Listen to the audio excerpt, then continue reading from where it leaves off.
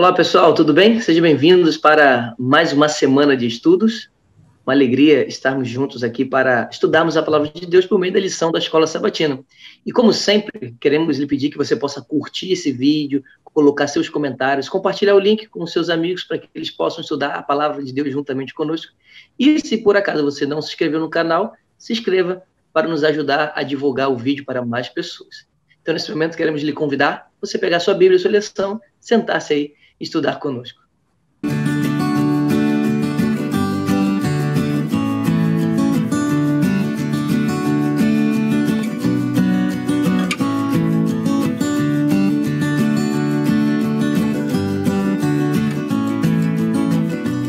Muito bem, pessoal. Antes de entrarmos no estudo da lição de segunda-feira, que vai falar sobre Jesus revelando o Pai, quero pedir ao pastor Lucas fazer uma oração. Ora para a gente, pastor.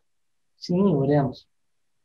Santo Deus, amado Pai, nós estamos aqui estudando a sua palavra. Vamos falar um pouquinho sobre a revelação de Cristo e pedimos que nesse momento o Santo Espírito venha nos abrir a mente, o entendimento, para que possamos ter clareza a respeito da tua vontade. Rogamos isso em nome de Jesus. Amém. Amém. Muito bem, pastor Lucas. A lição de hoje, de segunda-feira, fala sobre Jesus sendo uma carta aberta, vamos assim dizer, ele com a própria vida, revelando quem é Deus, o Pai. E eu sei que a lição vai abordar um momento, né, um diálogo de Jesus com Filipe, que Jesus até usa a expressão, há tanto tempo está comigo, né? Quem vê a mim vê o Pai e tudo mais. O que mais nós podemos aprender desse diálogo, desse texto, acerca do tema de hoje, que fala sobre Jesus sendo essa fonte de revelação de Deus, de quem é Deus o Pai? Muito bem.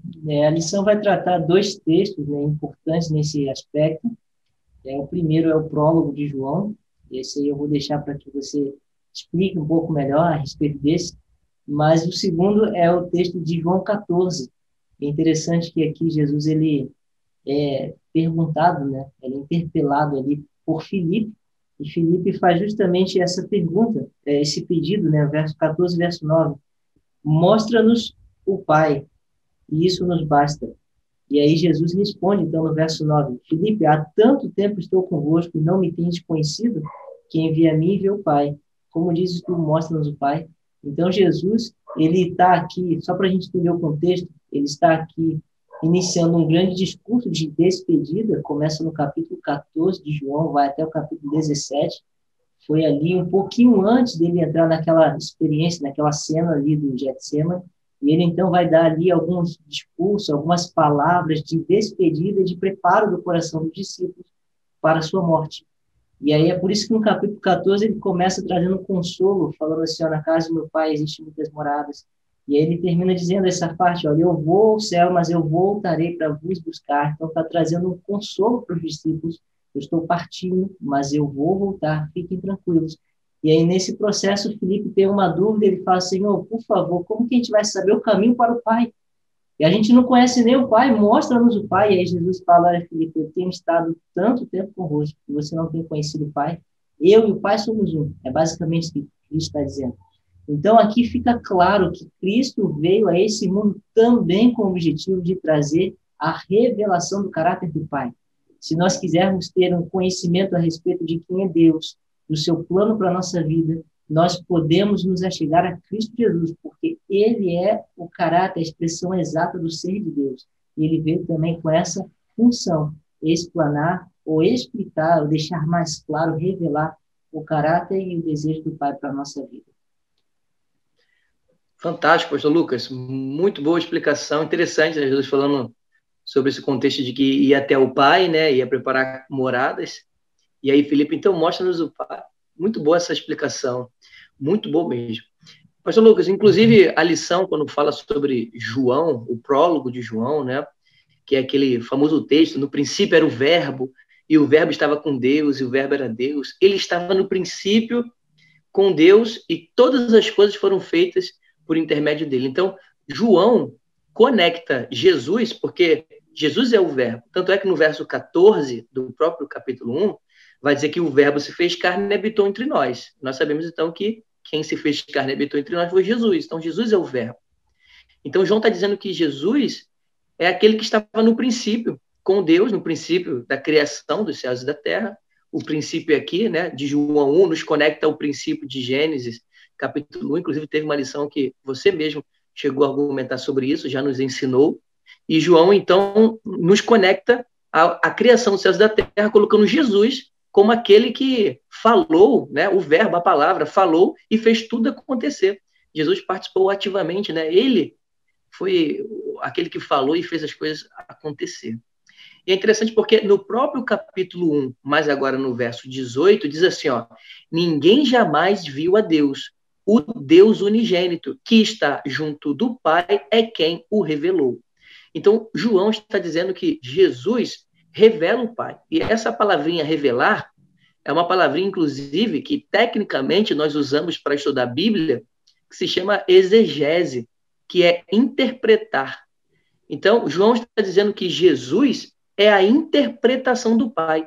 Quem olha para Jesus consegue interpretar quem é Deus o Pai, porque Jesus, com a sua própria vida, revela.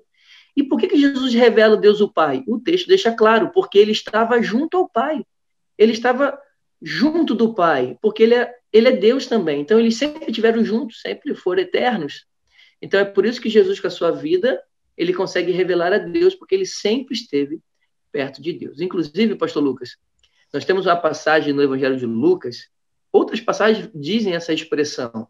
Jesus diversas vezes usou essa expressão.